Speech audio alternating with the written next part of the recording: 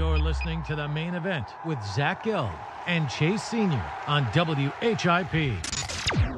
Seattle huddling up, down 4, but on the verge of the lead. Wilson with 33 seconds and counting. Waiting on the snap. Lynch to his left, Baldwin to the left as well. Stack receivers, 2 to the right. Russell Wilson extends the hands. He has it. Wilson, quick throw. And it's intercepted. Intercepted by Malcolm Butler. Butler has it at the 1. Malcolm Butler stepped in front of the throw. No way. And the Patriots have possession with 20 seconds to go in Super Bowl 49 with a 4-point lead over the Seahawks. It's got to be one of the dumbest calls offensively in Super Bowl history. You are on the 1-yard line, and you have number 24, and you drop back pass. Are you kidding me?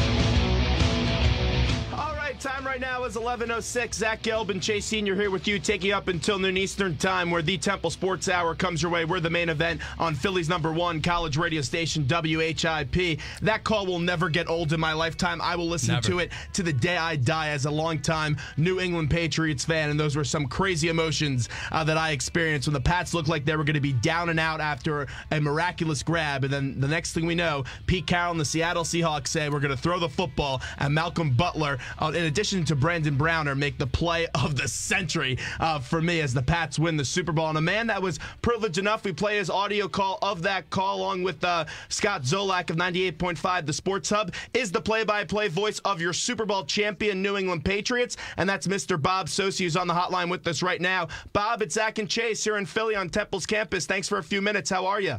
Hey, I'm doing great, Zach and Chase. Good to be with you guys. And let me tell you, some crazy emotions for me, too, during the course of the final few minutes. I can only imagine, and we all dream of getting that big call. We had it this year on a little bit of a smaller scale when Temple beat ECU, and you don't script anything because it's just pure emotion when you have a spectacular finish like that. But you were at the Patriots parade yesterday. I saw Edelman and Gronk. They were getting down on those Boston floats for the duck boats. Who had better dance moves, Edelman or Gronk, or yourself and Scott Zolak? Oh, I'm going to have to give it to those three, certainly. I don't even come close, and I don't even try to come close. If they're on the dance floor, I'm hanging off to the side because I got no chance. Zolak's got some pretty good moves. He has the best moves, I would guess, of any color commentator in the NFL. But I'm going to go with Julian Edelman. I think he's a smoother customer than Gronk. Gronk is, he's excited, he's animated, and we all know that. Julian is both of those, but he does it in a more controlled fashion. I got to go with Edelman there. Your call is going to be legendary. They're going to play it for years and years and years, even way longer than we'll both be living on this earth, because that was just a legendary game. And Scott Zolak, to me, is one of the most interesting color analysts in the league, whether it's unicorns and show ponies back in the New Orleans Saints game, him just breaking down on air, having a great reaction, laughing to the play call of the Seattle Seahawks when they had the interception on Sunday. Take me inside the booth when the Pats, they had that ridiculous catch by Curse, and then all of a sudden it looks like Seattle's coming in, and then you have that big interception. Yeah, Zoe is a great color commentator. He's a fantastic analyst, first and foremost. He was a longtime quarterback, and he sees the game like a quarterback, and sometimes I think his analysis gets overshadowed, too much so, because of his animated approach and his excitability at the booth. And we were really covering the entire range of emotions. And I joked about it at the top, but it was crazy. And there's no better adjective to describe it. The swing after the Patriots scored with just over 2 minutes to go, to the Curse catch on the deflection by Butler, so reminiscent of the same scenes that unfolded 7 years ago. And I'm sure you can appreciate it in a much different conclusion, of course, for the Pats after David Tyree made that grab in front of Rodney Harrison, pinning the football to his helmet before the Giants scored the winning touchdown, to Plaxico Burress from Eli Manning, denying the Patriots' perfection. So that was fresh on our mind. Bill immediately brought it up after the Curse catch. And yet, with this Patriots defense, we should have realized that the job wasn't done yet for Seattle, because the Patriots defense all season long had been exceptional. Their most unit really in the last decade or so. And for the Patriots in that situation, we had seen them time and again this year pull the opposition out of the end zone with a guy like Marshawn Lynch. naturally, like most of the football world, I think Phil and I were both expecting run. Zoe's reaction after the call and the interception by Butler certainly captured his feelings when he talked about it being, in fact, he called it one of the dumbest play calls in Super Bowl history, to pass rather than to hand it off to Marshawn Lynch. And all that being said, what really amazes me is that it didn't surprise the Patriots all that much. The play they had worked on, Butler had given up a touchdown on the same play during practice on Wednesday. Bill Belichick corrected his approach, and when he saw Lockett plant that right foot and start to break inside the pick, Butler immediately made his break on the ball. It was full bore at that point, and he made a play. And one of the great reactions and recoveries in Super Bowl history, with the Patriots reeling after the catch by Curse, was then Butler coming up with that. And, you talked about your call of Temple ECU, and let me tell you, to prepare yourself for a moment like that, I thought about all those calls in 20-plus years of covering minor league baseball and college football, like the Naval Academy in particular. I was a 16-year voice of the midshipmen. And when you go to the booth, I don't care if it's in Class A baseball or college football, if it's a Navy-Temple game on a Friday night in Philly, you're calling it as if it's the biggest game in your career, and hopefully that prepares you for moments like the Super Bowl. And I think it did for me. And you know what I do, actually, and this is going to sound a little bit, I'm sure you do it too. You envision always the best possible outcome. Like, I'll be sitting in my shower, and I'll have the water coming down on my body, and I'll just start screaming like I'm doing the actual game. And that, I'm sure something like that has to happen with you, where you imagine what happens. But for me, you just can't script it, right? You can't script it. You just have to keep your eyes on the ball and describe what you see. And it's easy. It's about as trite an expression as you can have. But that's truly what it comes down to in that situation as a play-by-play announcer. Try to paint the picture. Follow the ball as a play-by-play guy. Describe what you see. Because as I mentioned, I think we were surprised, to say the least, that Wilson caught the snap and dropped back to quickly throw, as opposed to turn and with his own read maybe try to give it to Lynch or keep it himself. So the play itself was a surprise. But if you stick to the nuts and bolts and your instincts as a broadcaster, then you're able to recover it. There was a little pause on my part. I saw the ball disappear. I wasn't quite sure initially if Butler indeed had it. And then once he did, it was really all bedlam, breaking loose in the booth and on the field. Bob Socci, the play-by-play voice of the New England Patriots on 98.5 The Sports Hub, is our guest on the main event on WHIP Radio here in Philadelphia. Bob, it's Chase. Can you just take us through your emotions leading up to the Super Bowl? Because the aura of the Super Bowl is like none other in sports, and it's only human nature to be somewhat nervous leading up to that game. Well, Chase, it's a great question, and a question that I really thought about a lot during the course of the 2 weeks between the AFC Championship game and the Super Bowl. One of the things that I tried to do once we got out to Arizona was enjoy every minute of the experience. And people who've been through the same experience really advised me to do that. If you enjoy it, they said, you'll be more relaxed by the time the game comes around. And I really did. I soaked up the experience. It was really amazing from start to finish, and had an opportunity to be with some great people. We've got a great broadcast team, not only Zoe, but everybody surrounding our broadcast. And, I think, as I mentioned earlier, I try to also have the idea in my mind that I pulled a lot of big moments in my career. And the day before the Super Bowl, somebody who's a graduate of the U.S. Naval Academy sent a tweet and said, "Hey, it's great that Bob Socci's getting to call the Super Bowl, but it's still no Army-Navy."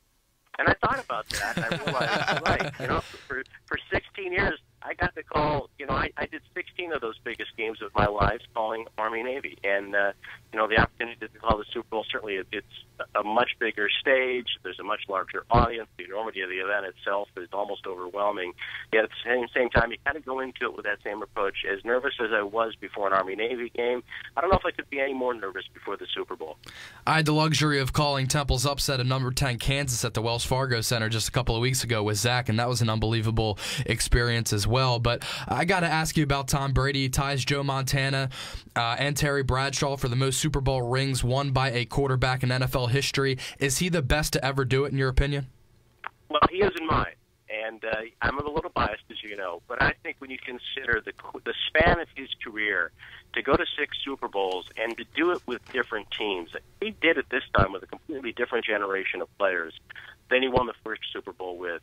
And I understand that when Tom Brady was in his first full year as a starter and the Patriots beat the St. Louis Rams, the dynamic of the situation was a lot different than, of course, in year 15. Tom Brady at that point was the so-called game manager surrounded by a very good defense and yet at the same time still had the moxie to lead the Patriots on that game-winning drive. And in succeeding years, of course, beat the Panthers again on a last-second field goal, orchestrating the game-ending heroics before Vinatieri's kick. And then, of course, played so well against Philadelphia. The year he didn't win the Super Bowl MVP award when Deion Branch got the honor.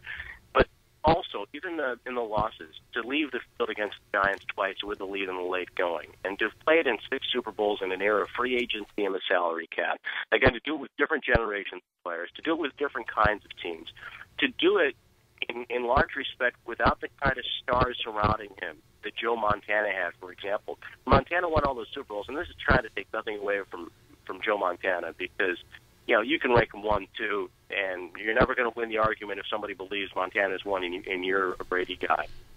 But when you look at Montana and those 49ers teams, you had Jerry Rice, the greatest wide receiver of all time. You had John Taylor. You had Roger Craig. You had a good defense, too, and you had a lot of other complementary parts that were outstanding from year to year. There was carryover.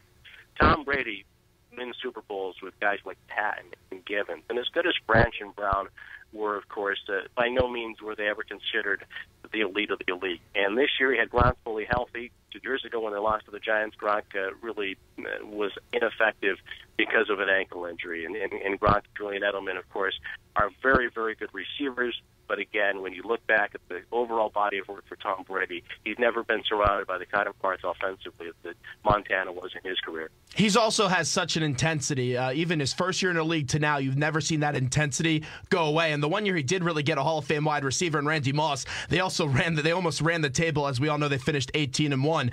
But the receivers and also the addition of Shane Vereen in the Super Bowl was just so clutch and really did win them the game on those short passes. And you have to give a big credit to the coaching staff because Shane Vereen looked like he was Kevin Falk 2.0 on the field on Sunday.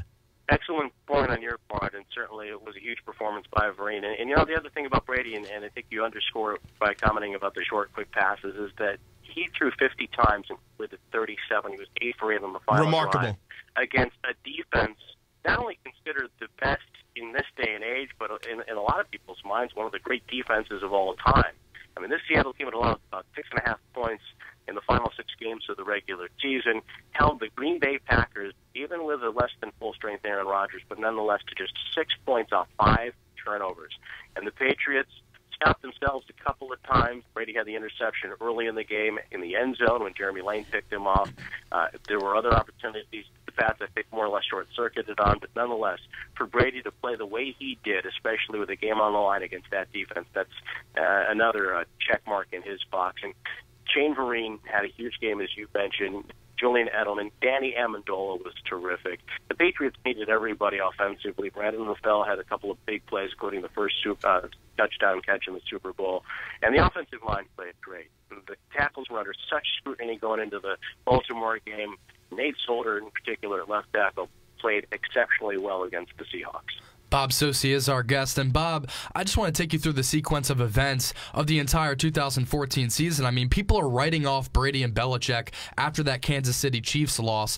And then the Patriots go down by 14 points twice against the Baltimore Ravens. They deal with the Deflategate controversy leading up to the Super Bowl. And then they come back from 10 against the Seattle Seahawks, arguably the best defense ever in the Super Bowl.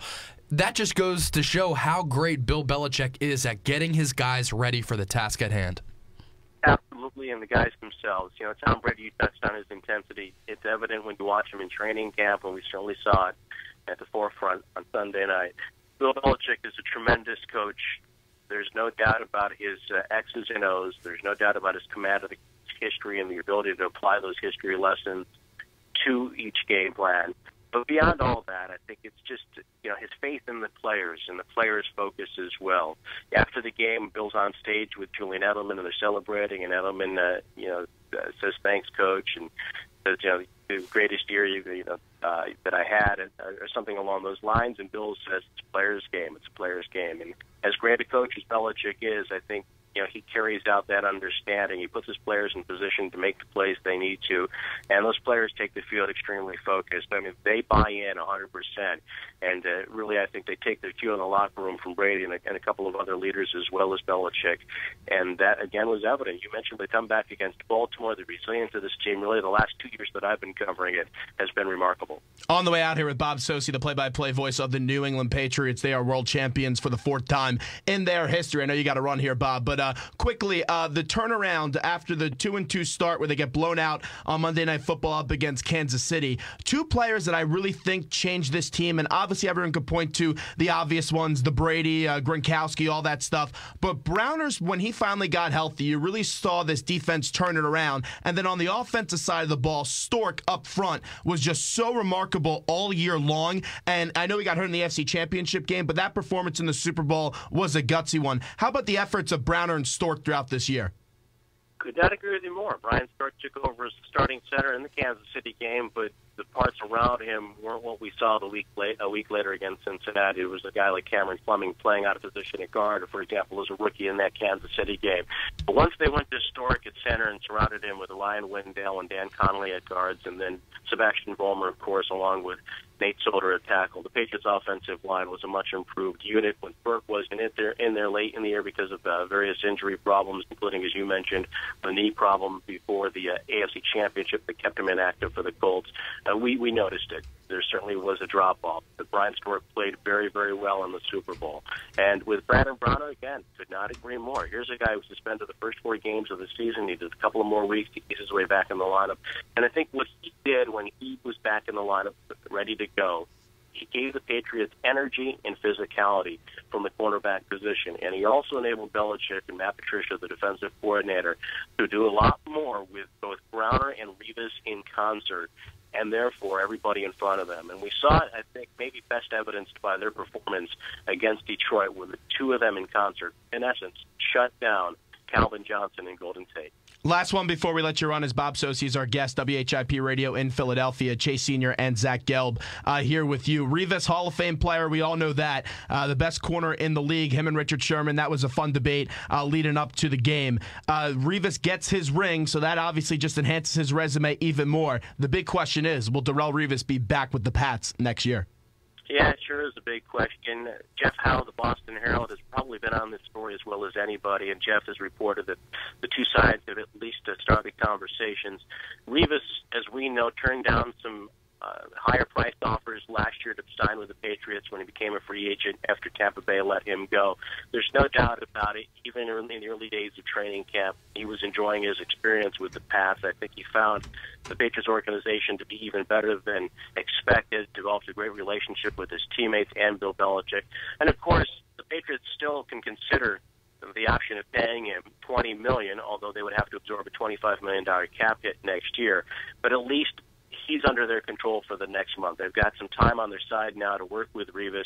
And, the hope here, and I think I speak for all New England Patriot fans, is that they can hash out an agreement. Revis has always been kind of a bottom-line guy. He's used his leverage to his full ability for the most part during the course of his career. And to his credit, and considering how violent a game it is and how short the career span of an NFL player is. But, let's hope that he wants to come back and win another championship with the Patriots and did truly take to the Patriot way. But I think at least that there's going to be a good faith effort on the parts of both to come to some kind of an agreement to have Revis back in a Patriot uniform in the future. Well, Bob, this was a whole lot of fun. And for me growing up listening to Santos and Gino, it was a big thrill. But you guys, you and Scott Zolak have done a fantastic job replacing those 2 legends. I always enjoy listening to you guys on Sundays and then replaying your calls on a loop. I'm sure there's a few in that Super Bowl that we'll keep on doing. So we appreciate a few minutes today. Thanks so much, and we'll talk to you again real soon. Zach, Chase, all the best to you guys. Thanks for having me. Thanks, Bob. Thanks so much. There's Bob Socci of 98.5, the Sports Hub play-by-play man of the New England Patriots. Okay, time in the studio is 11:24. We're long overdue for a break, so we'll take a quick break right now. When we come back, we'll do a little Temple basketball talk, and then TJ Simmons will join us at 11:35. He's Chase Sr., I'm Zach Gelb. Bob Socci just joined us. We'll take a quick break, and we'll be right back.